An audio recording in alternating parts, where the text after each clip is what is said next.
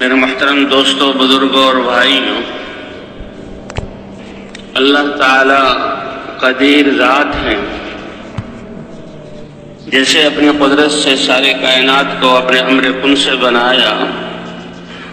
ایسے ہی اللہ سارے انسانوں کے دل اللہ کے قبضہ قدرت میں ہیں۔ ایک حدیث کے الفاظ ہیں کہ اللہ کی رحمان کی 2 انگلیوں کے درمیان ہیں، جسے چاہیں پھیر دیں۔ اب دلوں میں ایمان آ جائے اور ہدایت مل جائے، اللہ تعالیٰ چاہیں تو ساری انسانیت کو ہدایت دے دیں۔ فرشتوں کو نور سے پیدا کیا، طاعت کا مادہ رکھا اور ان کو اپنی عبادت میں لگایا، اور ایسی عبادت میں کہ لا یعصون اللہ ما امرہم ویفعلون ما یؤمرون، کہ اللہ نے جو حکم دے دیا اس کی نافرمانی نہیں کرتے، اور جو اللہ نے حکم دیا ہے اس کو کرنے میں لگے ہوئے ہیں۔ حدیث پاک میں آتا ہے یہ 7 آسمان، انسان تو صرف اس زمین میں آباد ہے، اور زمین کا بھی کتنا حصہ پہاڑ، صحرا اور میدان اور سمندر ابھی خالی ہے، اور یہ چند ارب انسان ہیں، لیکن 7 آسمان فرشتوں سے بھرے ہوئے ہیں۔ حدیث پاک میں آتا ہے اتت السماء، یہ آسمان اپنے اوپر بوجھ کی وجہ سے ان سے ٹوٹنے کی آواز، ٹوٹنے کے قریب ہو گئے، یہ آواز نکلتی رہتی ہے، اور ان کا حق ہے کہ ان سے یہ آواز نکلے، کیونکہ فرشتوں کا اتنا بوجھ ہے کہ 7 آسمانوں میں سے کسی آسمان میں ایک بالش کے برابر یا 4 انگلیوں کے برابر ایسی جگہ خالی نہیں ہے جہاں اللہ کا فرشتہ اللہ کی عبادت میں نہ لگا ہوا۔ اور فرشتوں کی عبادت کیا ہے کہ جس کو قیام کا حکم دیا، جب سے پیدا کیا جب تک وہ رہے گا، موت واقع ہوگی وہ قیام میں ہوگا، اور جو رکوع میں ہے تو وہ رکوع میں رہے گا ہمیشہ، کوئی سجدے میں ہے، کوئی جلسے میں ہے، کوئی تشہد میں ہے، کوئی تسبیح میں ہے، کوئی تکبیر میں ہے، اور قیامت واقع ہوگی تو ان کی روحیں نکلیں گی۔ تو اللہ کی عبادت ہو رہی ہے، اللہ کی نافرمانی نہیں کرتے، نور سے بنے ہوئے ہیں۔ اللہ نے پیدا عبادت کے لیے کیا، مادہ اطاعت کا رکھا، اور اتنی عبادت کے باوجود ایک روایت میں پڑھا کہ جب میدان محشر قائم ہوگا اور یہ فرشتے اللہ کا دیدار کریں گے،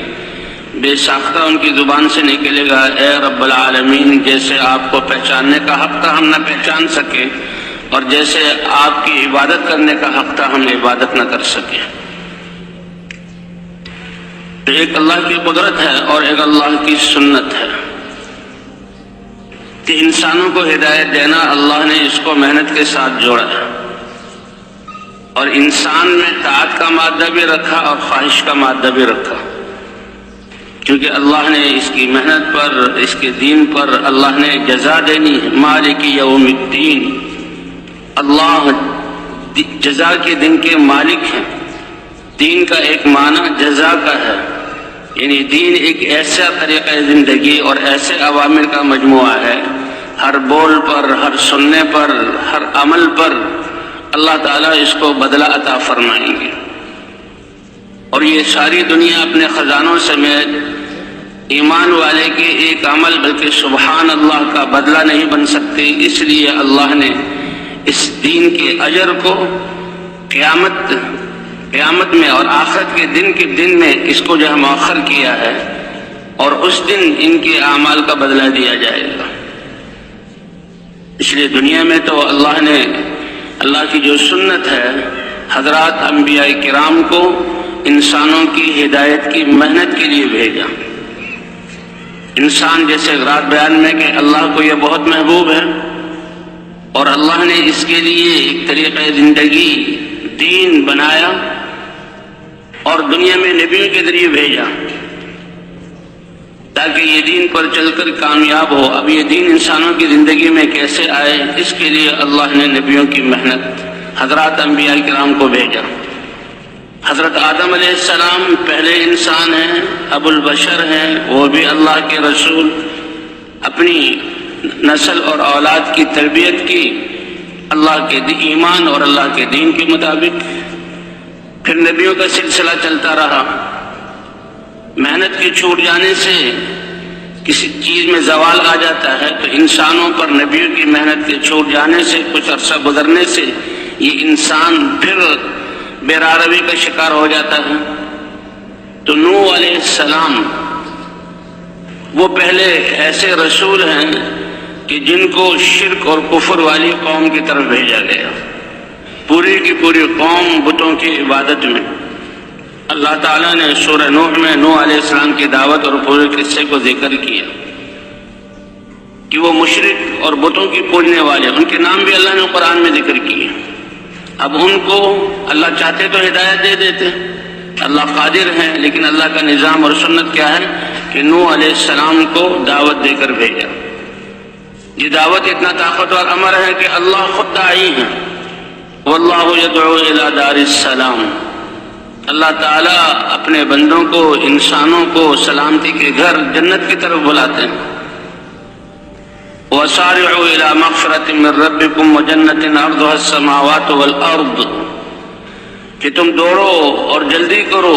اپنے رب کی طرف سے کہ تمہارے گناہوں کو بخش دیں اور ایسی جنت عطا فرمائیں کہ جس کی چوڑائی و آسمان اور زمین ان کو پھیلا دی جائے اس سے بھی زیادہ ہے، اور اس کی لمبائی کیا ہے وہ تو اللہ ہی جانتے ہیں۔ تو سب سے پہلے داعی تو اللہ ہے، اور انسانوں کی زندگی کے بننے کے لیے اللہ نے نبیوں کو دعوت دے کر بھیجا، اور حضرت نوح علیہ السلام اس دعوت کو لے کر آئے تو بہت طاقتور کام ہے۔ اللہ داعی ہیں، نبیوں کو حق کی دعوت دے کر بھیجا، اور نوح علیہ السلام ان کی دعوت کا عرصہ تو 950 سال ہے۔ جب بھی انسانیت بگڑی، انسانوں کا بگڑنا کیا ہے کہ ان کے دل کے یقین کا بگڑ جانا، اور انسان کی زندگی تابع ہے دل کے یقین کے۔ جب یقین بگڑا تو اعمال بگڑ جاتے ہیں، اور اعمال کے بگڑنے پر اللہ نے دار و مدار رکھا ہے حالات کا، تو حالات اللہ بگاڑ دیتے ہیں۔ جیسے اللہ چیزوں کے خالق ہیں، ایسے ہی اللہ حالات کو بھی اتارنے والے ہیں، حالات بھی اللہ کی طرف سے آتے ہیں۔ تو اللہ کی سنت یہ ہے کہ جب دل بگڑتا ہے، یقین بگڑتا ہے تو اعمال بگڑتے ہیں، اور اعمال کے بگڑنے کی وجہ سے یہ دنیا کے حالات بھی بگڑتے ہیں، بلکہ علماء تو فرماتے ہیں پہلے انسان کی آخرت بگڑتی ہے، اور اس کا اثر اور پرتو دنیا میں، دنیا کے حالات کے بگاڑ کی صورت میں پیدا ہوتا ہے۔ الا ان فی الجسد مضغۃ لو صلحت صلح الجسد كله ولو فسدت فسد الجسد كله الا وهي القلب الا وهي القلب الا وهي القلب۔ انسان کے جسم میں ایک خون کا لوتھڑا ہے، اگر وہ صحیح ہو جائے تو سارا جسم ٹھیک ہو جاتا ہے، اور اگر وہ بگڑ جائے تو سارا جہاں جسم بگڑ جاتا ہے۔ اور وہ کیا ہے؟ دل ہے، اور دل کا بگڑ صحیح ہونا کیا ہے؟ اللہ کی معرفت کا نور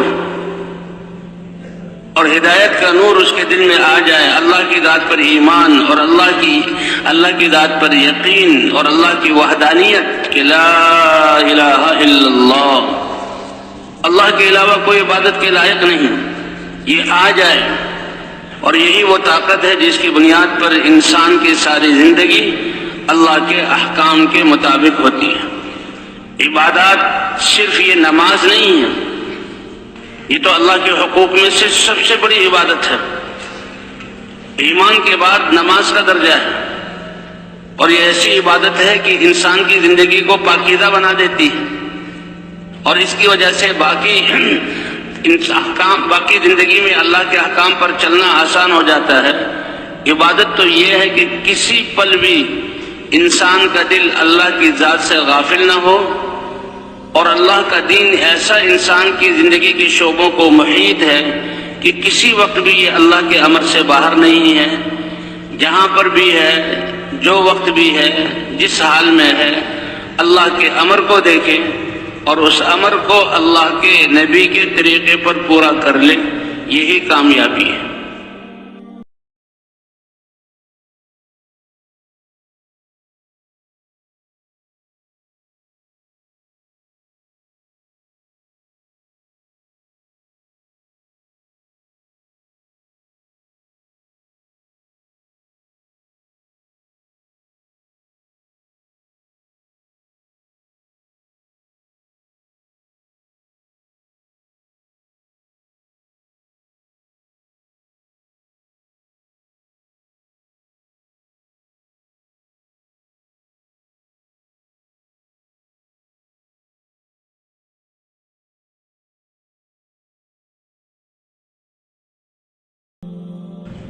حالات تو انسان کی ترقی کے لیے آتے ہیں اور یہ آنے جانے والی چیز ہے، ہر حال میں اللہ کے حکم کو ماننا، کہتے یہی کامیابی ہے کہ انسان اللہ کے حکم کو دیکھے اور اس حکم کو نبی کے طریقے پر پورا کر لے تو مطمئن ہو جائے۔